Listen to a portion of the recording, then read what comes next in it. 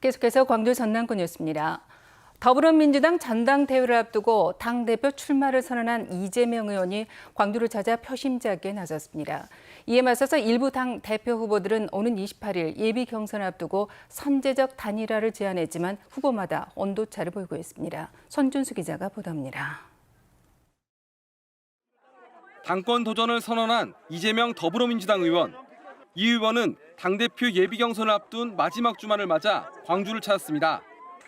국립 5.18 민주묘지를 참배한 이 의원은 광주 정신을 이어받아 강하고 유능한 이기는 민주당을 만들겠다는 포부를 밝혔습니다. 더 나은 세상으로, 새로운 대한민국으로, 그리고 그 속에서 주도적 역할을 하는 유능하고 강한 민주당을 꼭 만들겠다는 다짐을 하러 왔습니다. 참배에 앞서 이 의원은 이틀간 비공개로 민주당 소속 광주와 전남 기초단체장들과 국회의원들을 만났습니다. 당권 유력주자인 만큼 본선을 대비하기 위해 지역 현안을 듣고 오는 28일 예비 경선에서 70% 비중을 차지하는 중앙위원들의 표심을 다잡기 위한 것으로 풀이됩니다. 예비 경선이 사흘 앞으로 다가오면서 비이재명계 후보들을 중심으로 단일화 제안이 잇따라 나오고 있습니다. 이른바 979로 주자인 강병원 의원에 이어 박용진 의원도 이재명 의원을 제외한 후보들에게 예비 경선 전 단일화를 제안했습니다. 박 의원의 제안에 당권 주자인 서른 의원은 동의한 반면 97그룹의 또 다른 주자인 박주민, 강훈식 두 후보는 아직 신중한 입장입니다. 당대표 예비 경선을 통과할 수 있는 후보는 3명. 이재명 대세론 속에서 후보들 간의 단일화 논의가 본선 경쟁 구도에 어떤 영향을 미칠지 주목됩니다. KBS 뉴스 손준수입니다. 일요일은 어제 광주 전남에서 코로나19 신규 확진자가 2,099명 발생했습니다. 지역별로는 광주 확진자가 1,107명, 전남이 992명으로 집계됐습니다. 이는 지난주 일요일보다 2배 넘게 늘어난 수치로 주 단위로 확진자가 곱절이 되는 이른바 더블링 현상이 3주 이상 이어지고 있습니다. 코로나19 재유행에 대비해서 전라남도가 전남 지역 다중이용시설 방역 점검에 나섭니다. 전라남도는 오늘부터 다음 달 말까지 각종 축제 행사장과 휴양지, 실내 다중이용시설 등 7천여 곳의 방역 실태를 점검할 계획입니다. 전라남도는 이번 휴가철은 대규모 재확산의 분수령이 될 수 있는 엄중한 시기라며 마스크 착용 등 기본적인 방역 수칙을 지켜줄 것을 당부했습니다. 광주시가 최근 복합 쇼핑몰과 연계한 트랩 건설 비용 수천억 원을 요청해서 논란이 됐는데요. 전국 곳곳에서 도입을 계획했던 트램 사업이 사업비 급증과 느린 속도 문제까지 부각되면서 차질을 빚고 있습니다. 네트워크 소식 청주방송총국의 구병희 기자가 보도합니다. 예비 타당성 면제 사업으로 전국에서 가장 먼저 트램 상용화에 나선 대전시. 하지만 7,400억 원대이던 사업비가 2년 새 1조 4천억 원을 넘어 2배 가까이 급증하면서 사업 지연이 불가피해졌습니다. 예상 표준 속도도 1시간에 19.82km로 떨어질 것으로 보여 저속철 논란까지 나오고 있습니다. 또 대구시는 트램이 오히려 도심교통 마비까지 초래할 수 있다며 재검토에 들어갔고 2km 미만의 단거리 노선을 추진하던 부산시도 사업비 급증으로 추진에 난항을 겪고 있습니다. 모든 도시들이 트램에 대해서 기본적으로 디테일한 연구가 부족했던 것 같아요. 그러니까 저렴하니까 도시철도 대안으로 써보자는 게 사실은 문제였거든요. 이 때문에 사업성조차 제대로 모른 채 추진된 청주 지역 트램의 실현 가능성은 점점 낮아지고 있습니다. 먼저 청주시에서 제시하는 트램이 도심을 직선으로 가로지를 것인지 순환형으로 연결할지 계획마다 제각각인데다 사업 추진을 위한 경제성 확보는 사실상 어렵다는 전망까지 나오고 있습니다. 특히 교통난이 심한 청주 지역에 차선을 최소 2개 이상 잠식하면서 트램을 만드는 것에 대한 부정적 의견도 적지 않습니다. 국가철도망 계획에 반영된 광역철도 진행을 보면서 트램 도입에 대한 시민의 공감대 정도에 따라서 정책 결정이 이루어져야 된다고 보거든요. 트램 도입의 초점이 교통난 해결에 있는 만큼 가장 필요하고 효율적인 청주시의 대중교통 개선 방안을 면밀히 따져봐야 한다는 주장이 힘을 얻고 있습니다.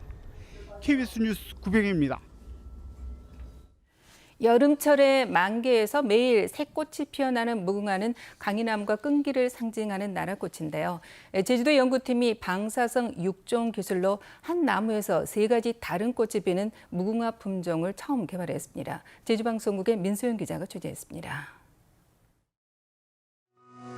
꽃송이가 떨어진 뒤에도 피고 또 피어나 영원히 지지 않는다는 무궁화. 키 3-4m 높이로 자라는 무궁화는 여름철부터 10월까지 한 나무에서 한 가지 색깔의 꽃이 매일 피는 특성이 있습니다. 자줏빛과 연분홍, 순백색, 영롱한 3색의 무궁화꽃이 신비로운 자태를 선보입니다. 자세히 보니 이 꽃나무의 밑동은 하나. 한 몸통에서 뻗어나온 가지마다 붉은색부터 흰색까지 3가지 다른 빛깔 꽃이 피어 있습니다. 10년 전 방사선을 쬐어 발화시킨 돌연변이 종자를 땅에 심어 기른 건데 이미 5년째 3색의 무궁화가 피고 있습니다. 접목이 아닌 방식으로 한 식물체에서 3가지 이상 다른 색꽃을 꾸준히 피워낸 건 국내외에서도 발표된 사례가 없을 정도로 희귀합니다.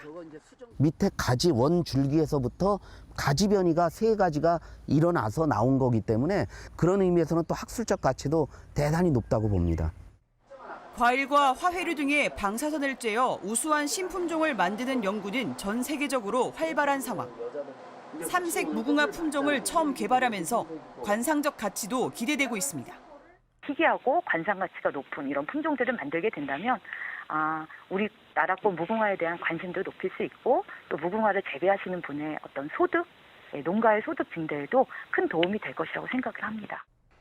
제주대 연구팀은 앞서 2007년에도 방사선 돌연변이 6종으로 네잎클로버 대량 생산에 성공한 바 있습니다. 이번 방사선 6종 기술을 이용한 3색 무궁화꽃 연구 성과는 국제 학술지를 통해 발표될 예정입니다. KBS 뉴스 민소영입니다.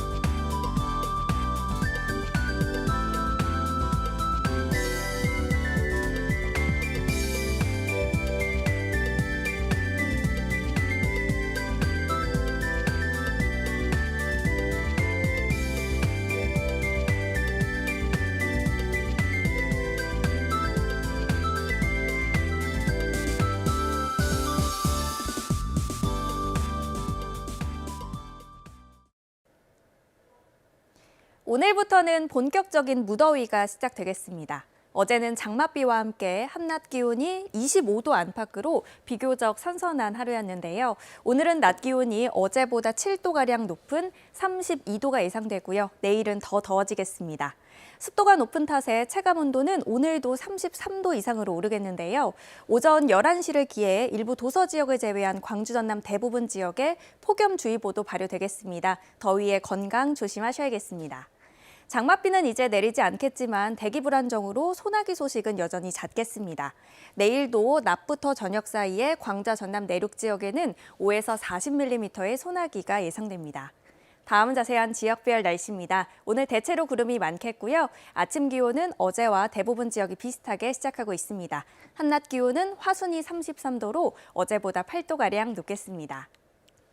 광양의 낮 최고 기온 33도, 여수 30도로 어제보다 1에서 3도가량 높겠습니다.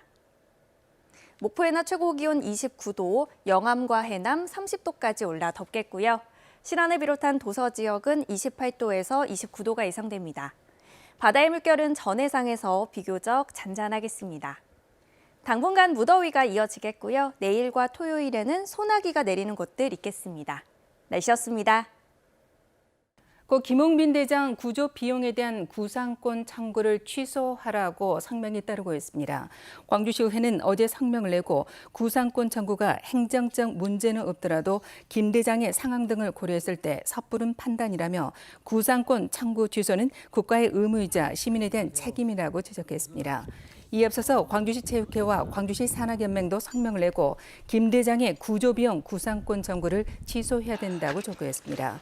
고 김흥빈 대장은 지난해 7월 히말라야를 등반하고 내려오다가 실종됐으며 외교부는 최근 김 대장의 수색 구조 비용 6,800여만 원을 광주시 산악연맹에 청구하는 소송을 제기했습니다. 광주 대구 체육인들의 교류의 장인 광주 대구 달빛 스포츠 교류 대회가 광주에서 열립니다. 광주시 체육회는 오는 28일부터 이틀간 광주에서 광주시 체육회와 대구시 체육회 소속 4개 종목 260여 명의 선수가 참여하는 달빛 스포츠 교류 대회를 연다고 밝혔습니다. 달빛 스포츠 교류 대회는 지역 감정 해소와 동서 간의 화합을 위해서 2013년부터 해마다 열리고 있습니다. 광주시가 인공지능 스타트업 기업의 투자를 돕기 위한 AI 파트너십 대회에 참여할 기업들을 다음 달 24일까지 모집합니다. AI 파트너십 대회는 정부와 광주시 등이 추진하는 인공지능 중심 산업융합 집적단지 조성 사업의 하나로 인공지능 관련 스타트업 기업의 투자 유치를 지원하는 설명입니다. 참여 기업으로 선정된 곳은 창업 투자사 등으로 구성된 투자 심사역들에게 인공지능 제품과 서비스를 소개하고 관련 기업과의 기술 협력을 위한 상담도 받을 수 있습니다. 광주시 소방안전본부가 오늘부터 이틀간 영화관을 대상으로 소방특별조사를 진행합니다. 광주소방본부는 광주에 있는 영화관 17군데를 대상으로 소방시설 작동 상태를 확인하고 피난 계단과 통로에 장애물이 있는지 등을 확인한다고 밝혔습니다.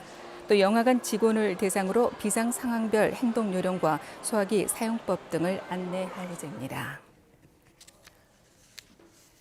여름 휴가철 혈액 수급이 어려워질 것에 대비해서 적십자사가 헌혈 장려 행사를 추진합니다.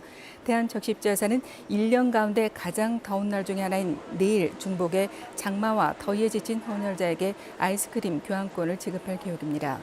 행사 내용은 중복인 내일 대한적십자사 헌혈의 집과 헌혈버스 헌혈 참여자 모두에게 지급되며 다음 달 중에 모바일로 개별 발송될 예정입니다. 비싸야 독보로 쓰니까.